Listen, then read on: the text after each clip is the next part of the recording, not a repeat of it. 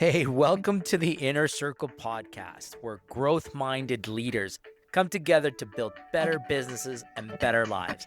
I'm your host, Hector Alvarado. Here, we don't do theory, we share real lessons, real systems, and real strategies you can use right away. This is a community for people committed to growth, impact, and supporting each other on the journey. You're in the right room, my friends. Let's get started. Hey, thanks, Alan. That's quite the intro, and I appreciate all of the lead up, to our four-part series today with the points that you made today.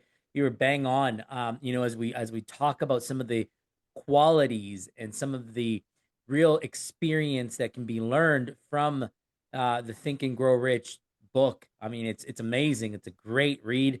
Definitely encourage everybody to jump on that. But yeah, as we jump on here and welcome everybody to another Inner Circle call. We certainly want to thank you for joining us and remind you that that guest is coming next week. Nigel Brook is his name, so you can start looking him up now. That's a early nugget of information. He's been building teams and leading multiple teams in corporate sectors throughout Europe and North America. He's out of the Greater Toronto area. So if you look him up, Nigel Brook with an E at the end. All right. But jumping into today's four-part series. And this is critical because as we talked about culture last 4 weeks, we now need to pivot and talk about action and talk about decision making. And this is important because all of you that are joining us week after week after week after week, months in, it's great. I appreciate that you're here to support. I want to see you start taking action. I want to see and hear that you're winning. Otherwise, what are you doing? If you're not implementing what you're learning, then you're just bottling it all up for yourself and doing nothing with it. So we're going to crack that in the next four-part series, and we're going to show you the tools to take action. But before we do, I want to start with something before we get into the session. It's another one of these get you thinking exercises, okay? I want you to think about the last time or last night when you went to bed and something in your mind was unresolved. So you went to bed with something on your mind, a decision that you hadn't made, something that you kept turning overnight, throughout the night, something that told you you would have to figure it out tomorrow. But tomorrow came and it was still there. You didn't take action. So think about how many of those you currently are carrying. Not the small ones, but the ones that actually weigh something. And you know that what they are. Today, you know it. Simply, you understand those heavy decisions. And most leaders that I work with are carrying somewhere between 5 and up to 15 large decisions at any given time. Some of them have been sitting there for weeks and a few for months. And the weight of those unmade decisions, I'm telling you, it's not neutral. It is exhausting and it will bury you and it consumes your mental space more than you actually believe it does. Instead of taking execution on the people, the strategy, because taking action actually relieves that tension, that stress that you carry. But instead you carry it and you wait till the perfect time. You wait till you have the data. You wait until whatever, it becomes finally painful enough. And so today we're going to lay every one of those on the table. We're going to sort them out and we're going to figure out which ones you should actually be making decisions on and which ones you have been quietly stealing your attention without your permission, meaning that you've just been having them there and they've been eating you up without you even knowing it. So before we do that, though, I want to name one of the four ways leaders fail at decision making. So this is going to be very interactive. So please take some notes today because we will be asking you to take notes. And in fact, when we open up for questioning, there may be a very direct question around our note requirements today that I may hit you with. Okay. So I want to name 4 ways leaders fail at decision making because before you can fix the problem, before you fix the system, you need to know which failure mode is yours currently today. Now, there are 4 failure modes, and the first one is paralysis. You overthink every angle, you seek more information, more options, more time, more decision never gets made, or gets made so late it doesn't matter. And I'm sure you've heard of the saying analysis paralysis, right? I've worked with so many people in my career that I can tell you they overanalyze everything and they find a reason for not taking action in every data point. Is that 60 days? That's it. Once you have it, go. It doesn't need to be perfect. You'll figure it out as you go, right? Your expectation of perfection is clearly unreal. It's not realistic. You're going to fail at waiting. And that's really the root cause of why you fail, because you didn't take action. So paralysis is the first one. The second one is the speed trap. This is the opposite of paralysis. This is you decide fast on everything, including the calls that deserve more thought. You confuse decisiveness with speed. And what happens is that then you pay in the rework because you jump into it and you're like, oh, no, I went too fast. Now I have to reverse course.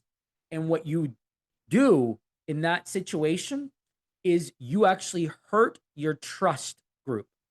The trust and confidence that you build with your teams gets eroded. Too many of those. Stop and go, stop and pivot, stop and retract, start and retract, I should say. Those are the ones that will hurt the trust within your teams. So be cautious that speed can also be a failure mode if not done correctly, if you haven't done your due diligence. So again, 60 to 80% on your data and your analytical playbook should give you the green light to move forward. Failure mode number 3 is the bias blind spot. You make decisions based on gut feel, ego, fear, or past experience than your current reality. And you don't know it's happening, but we'll cover this more in depth in week 3. So we'll take you through each week through some of these, but this one will be in week 3. And that blind spot is important because sometimes you may be making decisions just on pure ego. Hey, I know it. I've done it before. I don't need to check the numbers. I know how this plays out. Or listen, I'm going to just move forward because I cannot let my competitor be the one to beat me. So I'm going to do something. And you jump all the way in without truly understanding the critical path that you needed to take. So that's, the blind spot. You become biased to it. The fourth failure mode is the wrong owner. You carry decisions that belong to your team and delegate the ones that belong to leadership. And the result is that the plane never gets empty, never lands, people never actually, are able to get off the plane. So the team that never deploys, they never get going, they never have judgment, they never have input because you are carrying decisions that should have been put to your team. They're the experts. They're the ones you can deploy into action, right? But you're not letting them. So you believe that you know best. And again, this is an ego thing. You know best. You have the history. You understand it better than anybody else. And therefore, you carry that decision. And that's a wrong move. That's a failure move. So I want you to take one quick minute and write in your notes, which one of those 4 do you recognize most in yourself right now? You don't have to answer it. I appreciate that, Alan. I appreciate it. You don't have to answer it out loud, but be honest with yourself because your dominant failure mode is exactly what this series is designed to interrupt. So just write it down, and maybe later, if you're comfortable, you could start when we come to you by telling us which one of the 4 is your current mode right now. Okay, maybe you could just start with number 1, number 2, number 3. You don't have to name them. If you don't feel comfortable, just name the number. But it's good for me to know that you've recognized the one that you're in today. Okay, Now let's do the work. So what we're going to do here is we're going to ask you something again to write down, and it's important that you actually take some notes. Okay. Let's talk about every unresolved action that you have right now. Everything that keeps you up at night, everything that you haven't taken or decided on yet. Do not filter it. Do not organize it. Do not decide which one's big or small, urgent or not. Just write down a number that's sitting with your inside your head right now that hasn't been decided. How many? Total number. Count them in your head and then put that number down. Okay. Again, we're going to ask you later just for what that number is. And it's no judgment. It's just to make sure that we understand that we as humans and as leaders carry that number with us. Sometimes we know it, sometimes we don't. So we need to take a step back to actually take the time to think through those. Because most people in this room, I can tell you without knowing, right now are sitting between 8 to 20. I will bet you it's somewhere there. 8 to 20 different points you're carrying right now of decisions that you need to make that you haven't yet made them. Some of you have more, some of you may have less, but every single one of us right now has something in our heads. And I can tell you from my own life, I have some big ones, some real big ones, and big decisions that I've been sitting on. So those are sitting with me. So whether you feel it consciously or not, they're there. So I want to make sure that you name them. And why is that important? Because now I'm going to give you a tool that's going to help you sort them out. Now, some of you have been listening to me for over a year, and you understand that I love quadrants. And so again, we have another 4-quadrant system. And I want you to take each one of those that you may have just thought about and start to put them in your head, or if you've taken them down as notes, and list them into 4 of the following categories.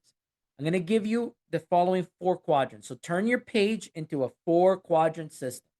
The first quadrant one makes like that you take on is yours to make, high stakes. So you're going to name that quadrant. Yours to make, high stakes. That's the name of it. It has significant consequences. In this quadrant, the decisions here require your authority, your relationships, or your strategic judgment.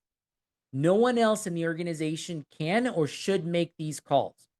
Your action here is to make those decisions this week, because once you put items into that quadrant, they're yours to own. They're not the team's to delegate. They're not somebody else's. They're literally yours. And therefore, you're the only person to blame if you don't get them taken care of. Okay. That's your urgent quadrant. Your second quadrant is your delegate it quadrant. And these are routine or operational. Someone on your team has the context and the capability to actually make these calls. You're just carrying out of habit. You're the one holding on to it because of the maybe the role that you're in, the title that you hold, the longevity of the culture in the team that forces you to carry them. But it's not necessary that you are the one that has to carry them.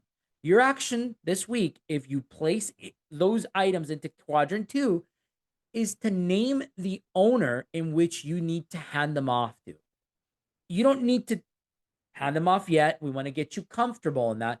But start there by just naming, identifying in your teams who could handle that decision. And that alone will take some weight off of you, just identifying the individual. Quadrant 3 is decide with input. That's your third quadrant. You make the call, but it benefits from data, meaning that you need the right data before you can make the decision, and or expertise, or possibly even a team perspective before you decide. It means that you need to gut check it. You need to run it through a couple check and balances. Again, that could be data, that could be a special expertise, from within the group or outsider. You might go to a coach, you might go to a mentor, you might go to a subject matter expert on that topic. Or again, you bring in the team for collaboration and input before you make a decision. Skipping that input is the risk here, because not making the decision by itself is certainly one, but skipping that component of getting the right data is actually the risk. This is where you start and then stop, and you cause some of that confusion. So in order to prevent that, you want to have the right check and balance touch points. So your action is to schedule an input conversation with someone that will give you the data, that will set you up to make a decision, and then you set a deadline. You put a due date or an expiration date on that specific item. Okay. And quadrant number 4 is they're not urgent. So you drop it. They don't require a real decision. You've been worrying and distressed for no real reason. It's premature. You're worrying about something you can't control, or the right time just hasn't arrived. So if it's irrelevant now, then it's not part of your current priorities entirely. Your action on this bucket is pause it, free it from your mind. Do not worry about it. But knowing that is clearly important, because it might come back later when it is the right time, and then you place it into one of the following 3 quadrants. But at least documenting it is a step forward. Okay. Now, here's what most leaders discover when they do this exercise for the first time. I'll give you some numbers. 40 to 60% of the leaders say that what they're carrying belongs in quadrant 2 or quadrant 4. It's pretty crazy, right? If you think about this, 40 to 60% say that they should be delegating it or not doing it. That's pretty significant. Those are decisions that belong to someone else, or they're not really required for you to take any action on. So that's 60% of burden and weight and frustration and worrying that you're giving yourself that you could easily be taking action on. So you've been carrying all this weight and it was never yours to begin with. So that ends today. That gives you clarity and focus on the others. Because if you don't, what happens is that there is a hidden cost on your indecisiveness, on your undecisiveness, right? And it's interesting, but every unmade decision has a cost. And most leaders only feel it as a vague stress or mental fatigue. That's it. That's what you think. But the cost is pretty specific, and I can tell you that it compounds. And that cost number is number 1, is your mental bandwidth. Every unmade decision occupies active working memory in your brain, right? That load that is capped in your brain, and research has shown that when it goes unresolved, these items create persistent backlog processing that reduces your focus on everything else. Now, I always I had a leader once, way back when I was young. I was like in my late 20s, and this leader would come up and he'd say, because he was a boomer, right? He's a baby boomer. I'm Gen Xer. And he was in his back end of his career, and he said, Hector, listen, I don't have this processor that you have now. My processor's an old one. It's an old computer. I can only hold so much capacity in here. And I used to think, what are you talking about? You're a pretty bright guy. You're able to carry a lot of information. But what he was referring to was exactly this, is that a lot of us, just the mental bandwidth capacity gets overtaken by the load that we're carrying in there of undecided decisions. And your brain, genuinely, is on overdrive. So it really hurts you, right? And so you're not necessarily overthinking things, but your brain is genuinely using resources to hold that loop open, which makes you unfocused. That is your cost number 1, is your mental bandwidth and your ability to actually focus. Cost number 2 is your team velocity. Decisions others are waiting on that create downstream blocks. Everybody's sitting idle. They're waiting. And the cost of waiting is real. That's labor hours, that's salaries, that's other administrative expenses, your cogs, if you would, that are just sitting there because no one's making decisions at the very top. So all 5 people, 10 people, however large your leadership team is, are stalled. And that's a pretty expensive group if they're sitting waiting on you to make decisions. So decision depth at the leadership level multiplies across your organizational levels. So think about that. If you're 5 levels deep, that's 5 levels of paused people. And all of them are still there waiting to take action on you if you're the one stalling it. That's a real number. And you can quantify the labor hours and cost pretty quickly. Just learn what your average cost of hours of employee is, multiply it by how many people and how long you've been waiting. You'll be shocked at your cost of delay. So that starts to quantify fast. The third, the cost number is the opportunity cost. While a decision sits unmade, the situation it addresses keeps changing. Markets move, people leave, options close, and the longer the delay, the narrower the range of good outcomes that are available. Now, I'll tell you someone that I truly admire for their opportunity to move fast and see it through is Willie. Willie on this call, man, he sees an opportunity and he will not delay to take action on an opportunity. And it's incredible at the speed in which he does it. Sometimes I learn about what he's done months after he's already well into it, which is quite cool. Like we learned last night when we were having our meeting. But it just goes to show that this is one that Willie's got. He's got it. He doesn't have to sit. Like he recognizes an open opportunity, takes action. And it's one of the reasons why I can tell you, I know for sure Willie's been very successful in his life and his career because he doesn't get stalled when seeing an opportunity. He sees it and takes action.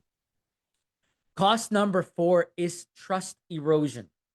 Teams watch how leaders decide.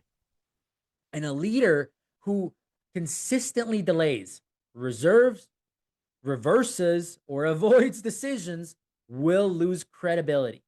And you'll lose it so much faster than you think. You may think you can get away with a few of these. It sometimes only takes one.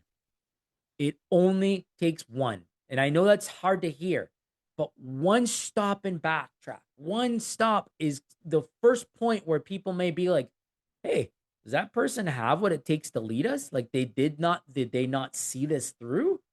So it's something that we have to be cautious because even when individuals make decisions that are eventually good ones, the pattern matters as much as the outcome. So if you're known as a change and pivot leader, you're going to have a hard time buying trust and establishing trust for the longevity of your team. So be careful to not put yourself in that trust erosion gap. Okay. And so all of these are super expensive, but then there is the most expensive category. And this is the decision you're avoiding because you already know the answer and you do not want to face it because of what it requires. This is not waiting for information. This is not waiting for the right moment. It is knowing and not acting. Who's been there? You know it. Like you've sat there. I've sat there. I've seen this myself. I know what I need to do, man. I've known for a year I had to make that change on that role. For a year, I've known I had to have that hard conversation, and I have avoided it. I didn't want to face the hard tune, the hard music. Like, it took me a long time, and then once I started to apply it, I think I'm pretty decent at taking on the hard decisions now. But it was a work in progress until you finally become comfortable doing it. And then when you become comfortable doing it, it's second nature. And that decision that you've been avoiding the longest is almost always the one with the clearest answer. You know what to do. The courage to do it is what's missing. And that is what today is designed to surface. So today, I'm going to give you a case study of an agency owner that had 23 decisions that was open after we did this exercise. Marketing communication agency, 19 employees, 2 pain points, $2.4 million in revenue. right? And it was crazy. Like the guy was doing so well, but the owner described himself as constantly behind schedule. He worked long hours, replied to messages late at night, and felt very much like he was reactive. And he believed that the problem was too much work. But the real problem was not that it was too much work, it was too many unresolved decisions consuming his capacity. So he completed the decision audit in a coaching session and counted 23 active undecided items. And here is how they were sorted. Quadrant one was his to make 4 decisions, pretty easy. He'd been avoiding 2 of them over the last few months. That was the 2 pain points that surfaced quite quickly.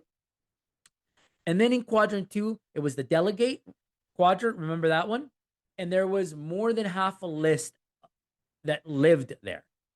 So we knew, okay, now we have some action to do in this quadrant. Quadrant 3 was decide with input. So you need some data, some expertise, some knowledge before you make the decision. We had short list, less than 5 there. So we went and had those conversations. We did the touch point validations, and now he was able to take action and decide. And the quadrant 4, the drop it, there was 3 that landed in there. There were not real decisions that were needed at all. Open loops and hypotheticals, situational stuff that wasn't real. So we just parked them, left them without taking any action. Of the 14 decisions in his plate, either belonged to someone else or were not decisions at all. So that was a significant number. The 4 that were actually his included 2, again, pain points that had been avoided for a while. One underperforming team member who needed to be managed out, and 1 client relationship that he needed to end. 2 very tough decisions. So what did he do in week 1? He delegated the 9 of the ones that were in quadrant 2 in those decisions to the team with explicit ownership assigned, not vague, not someone take care of this, but listed the names and the due dates and assigned them properly. Then closed them off that quadrant. They were done. She delegated them. And the next phase was to go through quadrant 4 and remove those entirely. Then she scheduled those tough conversations the following week. The ones that had been avoided, he went through with it and dealt with the underperforming team member first. That was a tough one, but then later on decided to go externally and have that tough customer conversation. And what happened here after doing this was that this individual started to get the confidence in believing in how to use this audit. And after a few weeks of doing this, it became a live tool in this business owner's toolbox. And now it's not about, do I have the time? I don't have the time to do these things. It's now I am clear about how to use my time and how to make decisions and understanding which ones are mine, which ones are for my team, which ones are not important, and which ones I have to take on action as priorities now. So this audit tool is clearly the action that you have to implement, but it is only valuable if it produces action. So here are your 3 commitments that you have to make week 1, okay?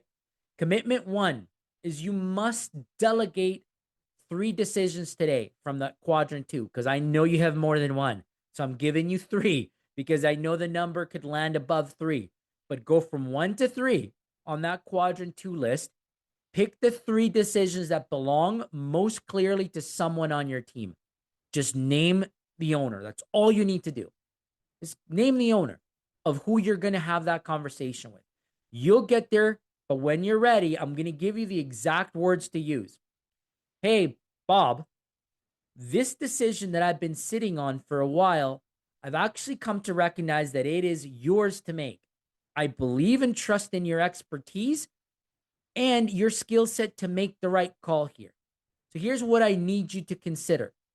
I want you to go ahead and make this decision for the organization. I trust your judgment, and let Bob go. That's it. That's decision 1 that you need to make this week. Commitment 2 is make the one you have been avoiding. Every person in this call today has at least one decision that you already know the answer. You just name it, write it down, and then go do it. Commit to handling it, not planning it, not I'll do it next week, but actually making that call. The relief you will feel is not the decision being easy. It is the weight of the unmade decision finally gone from your mental drain, from your capacity, from that bandwidth it was taking up in your brain, and you're going to feel that relief instantly. It's going to be quite gratifying for you, right? Commitment 3 is drop 2 items that are not real decisions. Identify which ones in that quadrant 4 are sitting in your list that are premature considerations that are not really real, and remove them from your active list. They're not time sensitive, so push them off until whenever they actually become real. Carrying non-decisions as decisions is a form of self-imposed tax on you. Again, it is draining your bandwidth. So stop paying that tax. Stop carrying it.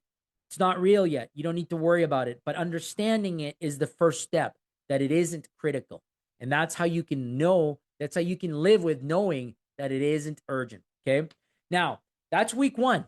Every decision on the table now has an opportunity to get sorted and get owned. So next week, we go deeper into how decision making is made. Not all decisions are created equal. Okay. And so a routine, a operational call, a irreversible strategic decision should not go through the same process. So in week 2, we'll give you the framework to match your rigor and your decision, so that you never overthink the small ones, or underthink the ones you actually need to pay attention to, the ones that matter. So I'm really going to challenge you to go do your worksheet that's going to be uploaded into the community, that will have this quadrant, that will have the worksheet, because as we continue week after week, you may want to have that with you as you come onto this call, so that it all starts to connect with you, and it gives you the framework of how to use it and apply it. Okay. So we're excited to bring this whole 4-part series for you, and I'll pass it over to you, Alan, first, and then we'll maybe go to Willie for some input. Oh yeah, I'm definitely looking forward to Willie's input for sure, especially after that comment. I kind of know about, Willie's kind of like that too, but you said how fast Willie makes those decisions. So I definitely want to hear from Willie. But what I love about just sitting and listening to your teaching today, Hector, is I think on this subject of decision making, so many times I'm going to make a wide brushstroke assumption, but I think oftentimes we think it really comes down to, well, just hurry up and make a decision. Yeah. And then that kind of paralyzes us because we just think it should be that easy. But yet you've brought a science to it today. And I love these quadrants. And it just blows me away when you tell us how big the percentage of decisions people have that eat up Q2 and Q4. Holy cow. It was crazy. Like That's when we like the actually, majority. it's true. When you do this exercise, you find 40 to 60% live in quadrant 2, and most owners are carrying that. Most leaders, I should say, are carrying that because they believe is theirs, because they are the leader, they are the manager, they're the owner. And it doesn't land there. Yeah. It doesn't need to be there. It's crazy. And then to think about the cost, you walked us through, costs of delay. My Lord, real dollars going out the door, seeping off the bottom line because we're not making good decisions, timely decisions, right decisions, these sorts of things. So this is a lesson again. You probably hear me say this all the time, guys, but this is a lesson that's just so practical for us. I look around the room, and I'm going 1, 2, 3, 4, 5, 6, 7 is he on the call. This has to affect all 7 of you. 8, 9, 10. That's even me, Willie, and Hector. So, I mean, That's right. it just has to. It just really has to. So, I love the fact that we're diving into this. We definitely have to go into the community later on when we get that notification that worksheet is uploaded, because I think this is really going to be a dollar saver, a time changer, a stress saver. Absolutely. So, Willie, I'm waiting to hear from you. I'm going to turn it over to you. And I don't know what you have to share, but Sounds like you got the golden touch, the Midas touch when it comes to decision making and getting at her. So Oh yeah, so very good teaching session here from Hector, and I still have a lot to learn with this. Where in the first failures, like what I wrote down was I too many times make the gut feel decisions still. So that's where I have to learn to, okay, where's the, what kind of important decision is this? So I really like the quadrant of how you laid it out. And but then I was also thinking, people sometimes ask me, with all the different things that I had going on in business, even building my first business, how do you even sleep? And I think I just got the answer today, because I just made decisions so I didn't have to make a decision in bed when I get in bed. There you go. You just you put a name to those yeah, quadrants, didn't you? To the quadrant two. not Yeah. tonight, honey. I have a decision to make. Yeah. I like Yeah. it. That's awesome. But So really, like I was saying, in the speed component, like you've been able to make very good decisions quite rapidly. It was some that I know have worked out quite well for you. And like, is there a science that you use? Is that just part of your fearless approach to some of these things? Like, how does that come to be for you? yeah, the one thing for me is, I I have messed up so many decisions, but I always look back. But the decisions that I've made have outweighed the bad ones, and Oh so yeah. I'm usually thinking, okay, this might work out or it might not, but I'm not gonna, uh, like, yeah. For me, it's always better I just make a decision instead of just dwell on it. That's my thing. I can't dwell on something, and yes, I think though these high stake decisions and maybe need some input. Hmm. That's um, that's where our leadership team became so good in our trucking business. That's where I lied now. Okay, if I had something on the list, yeah, I put it on the list. Okay, it was out of my head, but now I knew in our next weekly meeting, we would talk about it, and then I would make a final decision from there. And so that support group was, I think, what mastered it for me. Right. That's a good point. It's is that's how you leveraged that team to validate it. You put it for team collaboration, input subject matter experts that may have been in the room. Yeah, I like it. absolutely. That actually sounds very logical for me, and I could certainly see how that works. I like it. Thanks, Willie. That's good input. I'm glad you got good value out of the call here today. That's a wrap for today's episode of The Inner Circle. If something in today's conversation resonated, inspired you, or gave you a breakthrough, please share it with someone you care about. The right idea at the right time can change someone's business and their life. So make sure you follow the show, leave a review, and stay connected with us, because this community is built on relationships, real support, and real growth together. Remember that clarity means nothing without action. So choose one insight from today, put it into motion this week, and notice the shift. Thank you for being part of this journey, for showing up for your growth, and for being part of the Inner Circle community. See you in the next episode, and let's keep growing together.